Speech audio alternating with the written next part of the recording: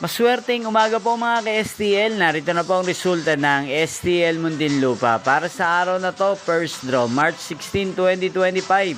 Araw ng linggo. Naway ang mga natayan nyo pong mga numero kanina ay manalo nawa ngayong umagang ito, 11 AM. Kaya kunin nyo na po ang inyong mga tickets.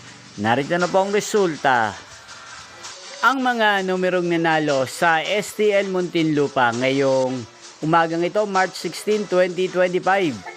11 AM. First draw result, 9 at 9 or Pompiang 9. Sa lahat po ng tumaya kanina sa STL Muntinlupa para sa first draw ng 9 at 9 or Pompiang 9, congrats po sa inyo, panalo po kayo. At ngayong umagang ito sa STL Muntinlupa, atin pong i-shoutout si Kuya Ramon ng Muntinlupa na lagi din pong nanonood sa channel na to. Shoutout po sa inyo, Kuya Ramon. Sana po ay nasa mabuti kayong kalagayan.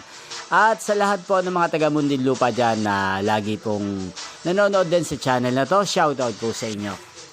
Inyo pong napanood ang resulta ng STL Muntinlupa sa channel na to, Roderick Hernandez TV. Maraming salamat po sa patuloy nyo pong panood sa akin channel. Magkita-kita pong muli tayo mamayang 4 PM.